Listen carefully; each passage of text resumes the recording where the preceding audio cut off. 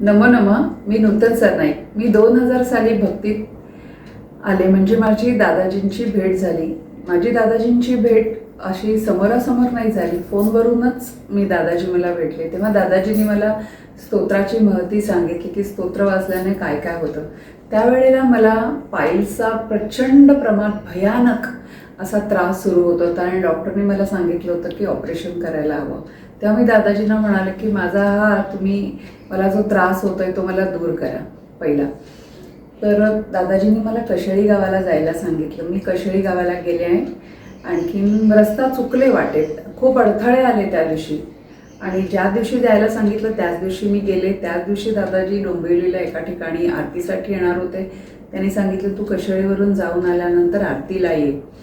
मी दादाजींना पाहिलं नव्हतं, दादाजींनी मला पाहिलं नव्हतं. मी कशेळी गावात गेले त्या दिवशी तिथे डॉक्टरच उपलब्ध नव्हते. एका आदिवासी माणसाने मला औषधं पुड्या बांधून दिल्या, त्या मी घेऊन आले आणि दादाजींना भेटायला डोंबिवलीला एका भक्तांच्या घरी मी गेले. आरती झाली होती. दादाजींची पाठ माझ्याकडे होती आणि दादाजी म्हणाले ती बघा लंबाणीनं आली आहे. त्या दिवशीपासून माझं नाव लंबाणीन असं पडलं. आणि त्यांनी उठून बघितलं, आलीस करून. मला आश्चर्य वाटलं, अरे दादाजींनी मला कसं काय, म्हणजे ही आली आहे त्यांना दिसलं कसं, त्यांची तर पाठ होती. आणि दादाजी मला बोलले, त्यांनी भक्तीविषयी मला माहिती सांगितली. त्याच वेळेला माझी खानोलकर काकींची भेट झाली आणि सगळं झालं दादाजींच्या. आणि मग मी घरी आले. घरी आल्यानंतर मी 2-3 दिवस ती औषधं घेतली. एखाद्या वेळेस एखादी पुडी उघडून घेतली आणि नाही घेतली, कारण मला ते खूप दुखत होतं आणि मला काय वाटतं या पुड्या काय करणार आहे.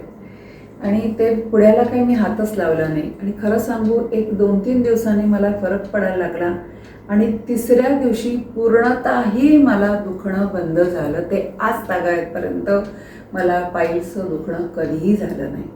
हा माझा पहिला अनुभव. नमो नमः.